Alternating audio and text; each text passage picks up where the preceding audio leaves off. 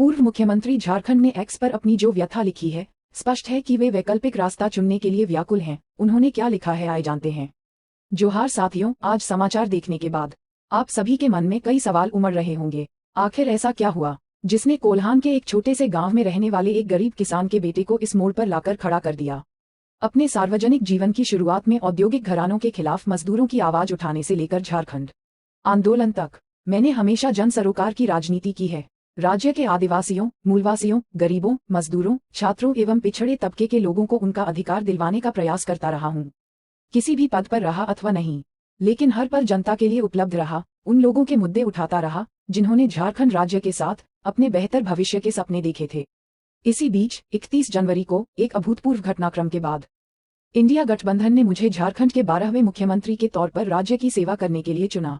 अपने कार्यकाल के पहले दिन से लेकर आखिरी दिन 3 जुलाई तक मैंने पूरी निष्ठा एवं समर्पण के साथ राज्य के प्रति अपने कर्तव्यों का निर्वहन किया। इस दौरान हमने जनहित में कई फैसले लिए और हमेशा की तरह हर किसी के लिए सदैव उपलब्ध रहा।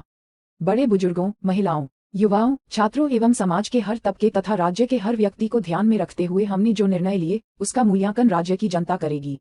जब सत्ता मिली तब बाबा तिलका मांझी, भगवान बिरसा मुंडा और सिदो कान्हू जैसे वीरों को नमन कर राज्य की सेवा करने का संकल्प लिया था।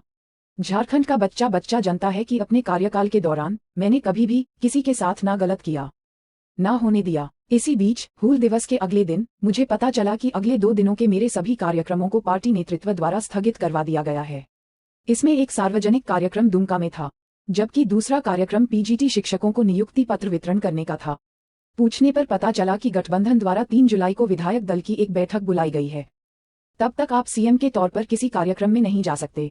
क्या लोकतंत्र में इससे अपमानजनक कुछ हो सकता है कि एक मुख्यमंत्री के कार्यक्रमों को कोई अन्य व्यक्ति रद्द करवा दे? अपमान का ये कड़वा घूंट पीने के बावजूद मैंने कहा कि नियुक्ति पत्र वितरण सुबह है, जबकि दोपहर में विधायक दल की बैठक होगी, तो वहां से होते हुए मैं उसमें शामिल हो जाऊंगा। लेकिन उधर से साफ इनकार कर दिया गया। पिछले 4 दशकों के अपने बेदाग राजनीतिक सफर में मैं पहली बार भीतर से टूट गया। समझ नहीं आ रहा था कि क्या करूं। 2 दिन तक चुपचाप बैठकर आत्मा मंथन करता रहा। पूरे घटनाक्रम में अपनी गलती तलाशता रहा। सत्ता का लोभ रत्ती भर भी नहीं था, लेकिन आत्मसम्मान पर लगी इस चोट को मैं किसे दिखाता? अपनों द्वारा दिए गए दर्द को कहां जाहिर करता? जब वर्षों से पार्टी के केंद्रीय कार्यकारिणी की बैठक नहीं हो रही है और एक तरफा आदेश पारित किए जाते हैं, तो फिर किससे पास जाकर अपनी तकलीफ बताता?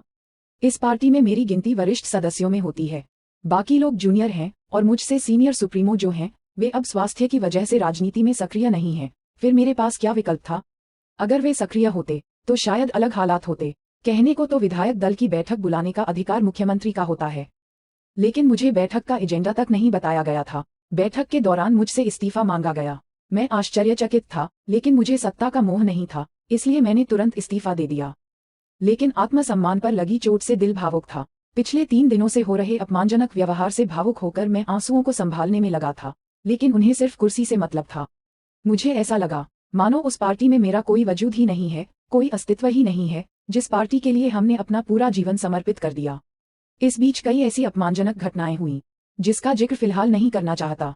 इतने अपमान एवं तिरस्कार के बाद मैं वैकल्पिक राह तलाशने हेतु मजबूर हो गया।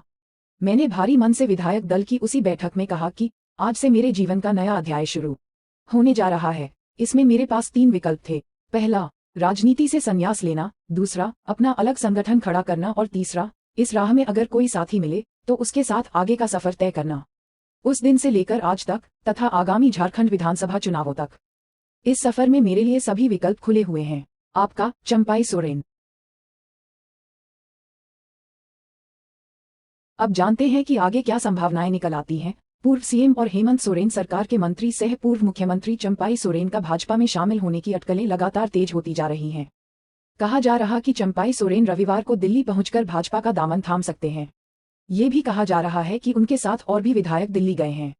इनमें रामदास सोरेन, चमरा लिंडा, लोबिन हेम्ब्रम पूर्व विधायक और समीर मोहंती का भी नाम सामने आ रहा है। वैसे इस बात की भी चर्चा है कि चंपई के साथ उनके बेटे बाबूलाल सोरेन और 2 बेहद करीबी लोग भी साथ में हैं।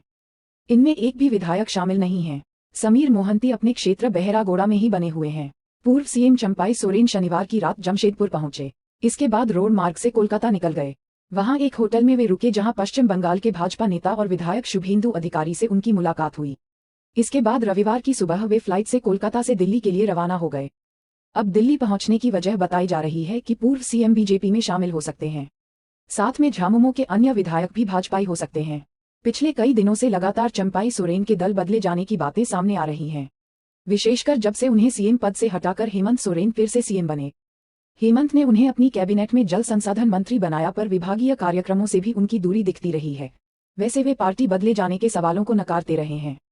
खबर है कि चंपई अपने बेटे के लिए कोल्हान से एक विधानसभा सीट के जुगाड़ में है। इसकी उम्मीद उन्हें झामुमो से ज्यादा भाजपा से लग रही है। पूर्व विधायक लोबिन हेम्ब्रम ने लोकसभा चुनाव में अपनी ही पार्टी झामुमो के कैंडिडेट विजय हांसदा के खिलाफ राजमहल से चुनाव लड़ा था। इसके बाद पार्टी से उन्हें बाहर कर दिया गया था। इसके बाद से ही कहा जा रहा था कि लोबिन दल बदल सकते हैं। लोबिन ने मीडिया से कहा भी था कि वे भाजपा में जा सकते हैं। आवास से हटाया गया झामुमो का झंडा। चंपाई सोरेन का पैतृक आवास सरायकेला खरसावां जिले के जिलमगोडा में है। दिल्ली जाकर भाजपा ज्वाइन करने की खबर मीडिया में आने के बीच कुछ स्थानीय पत्रकार रविवार को जिलमगोडा पहुंचे। वहां चंपाई के आवास से झामुमो का झंडा गायब दिखा। साथ ही आवास के समीप स्थित झामुमो कार्यालय में भी झामुमो का झंडा नहीं दिखा। ऐसा क्यों और कब हुआ, ये बताने को गांव में कोई तैयार नहीं। इसके अलावा चंपाई ने एक्स पर अपने बायो से झामुमो हटा दिया है। अब केवल पूर्व सीएम उनके बैकग्राउंड पर दिख रहा है। ऐसे में चंपाई को लेकर लगातार अटकलें तेज हो रही हैं कि वे पार्टी बदल सकते हैं और भाजपा में जा सकते हैं। हालांकि रविवार को दिल्ली पहुंचने के बाद मीडिया के सवालों पर कहा कि उनकी बेटी दिल्ली में रहती है, सो वे आना जाना करते रहते हैं। यह निजी बात है, वे जहां थे वहीं हैं।